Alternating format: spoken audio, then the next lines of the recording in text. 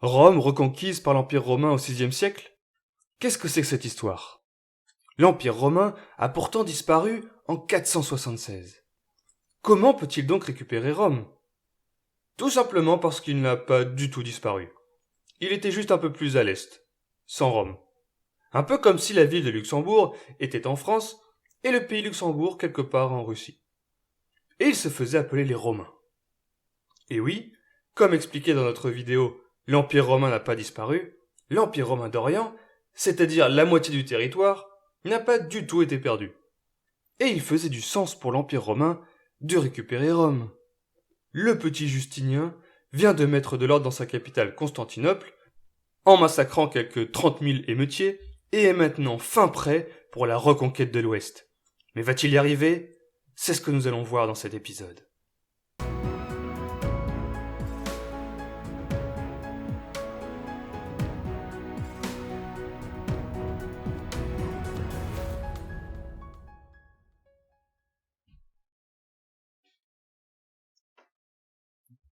Nous allons devoir nous éloigner un peu de notre scène principale et nous tourner vers l'Est et le Sud, car ce qu'il s'y passe va avoir un impact considérable sur le royaume des Francs et l'Europe en général, et même l'Afrique du Nord. Tout d'abord, un peu de contexte. Nous sommes en 533. Justinien est empereur de l'Empire romain d'Orient depuis 6 ans. Il vient d'écraser une terrible émeute dans sa capitale, Constantinople, comme nous l'avons expliqué dans l'épisode précédent, et il décide enfin de mettre en marche la réalisation de son plus grand rêve. La reconquête de l'Empire romain d'Occident, rien que ça. Et toute cette petite aventure ne nous est hélas pas racontée par notre bon ami Grégoire de Tours, mais par Procope, un historien qui a participé à la promenade. Pour mettre son plan à exécution, Justinien appelle son pote Bélicère, son compagnon de massacre, et, soit dit en passant, un des plus grands généraux oubliés de l'histoire. En 530, l'opportunité pour lancer la campagne lui est présentée sur un plateau d'argent. Le nord de l'Afrique, ancienne province romaine devenue le royaume des Vandales, un peuple arien et pas très commode, est entré dans une période de trouble. Le roi Vandale a été déposé par son cousin Gélimer. « Quelle honte !» s'écrie alors Justinien de bonne foi. Il a son prétexte pour l'invasion, le refus de Gélimer de réinstaurer son cousin sur le trône. Justinien ne perd pas de temps. Juste 3 ans pour les préparatifs. Et gros coup de bol, des révoltes éclatent en Sardaigne et en Tripolitaine, ce qui monopolise une grande partie de la flotte et de l'armée vandale. Évidemment, Justinien n'a rien à voir avec ça.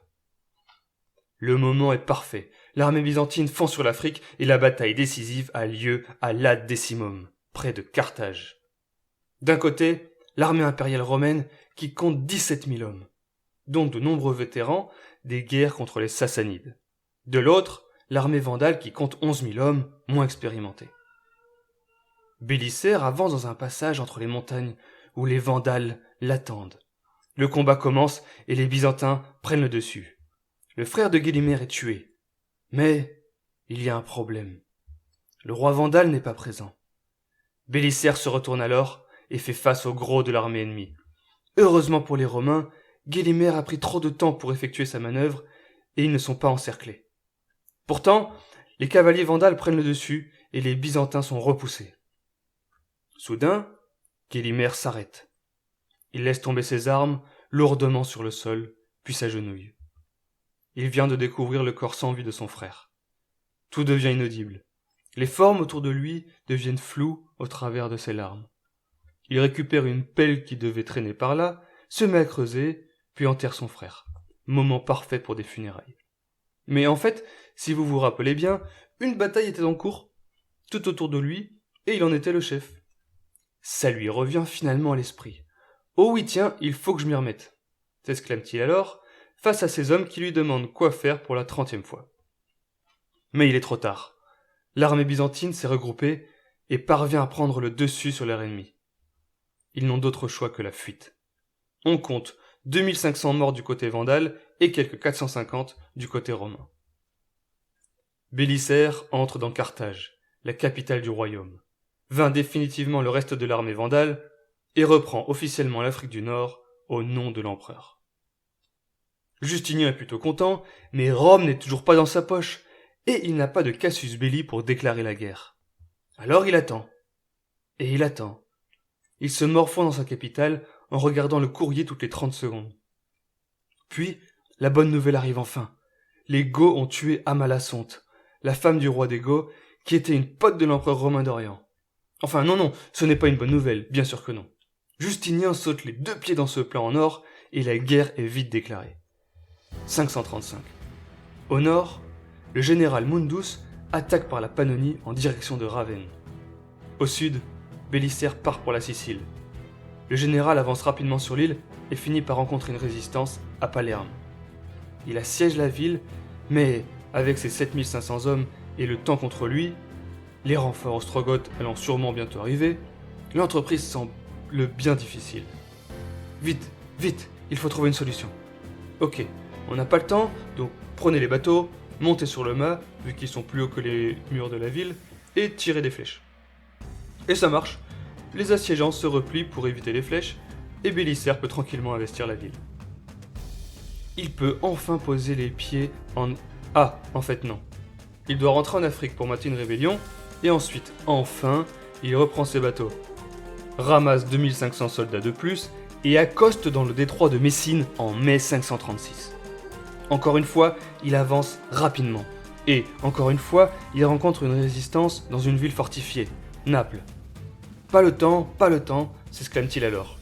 Heureusement, un de ses hommes trouve une faille, un possible passage dans un aqueduc. Il met donc une pioche dans la main de ses soldats, fait un grand trou et réussit à prendre la ville. Plus rien ne se dresse dorénavant entre lui et Rome. Il remet son armée en marche et finit par arriver devant la cité éternelle. Mais, bizarrement, il ne voit pas les défenseurs ostrogoths et la porte est ouverte.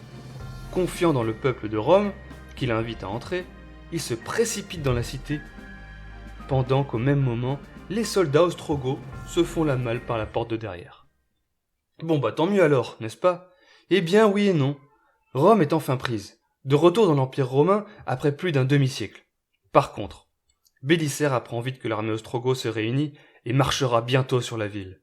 Avec sa poignée de soldats, il sera difficile au général byzantin de défendre la ville. Peu importe, c'est son rôle, c'est son devoir.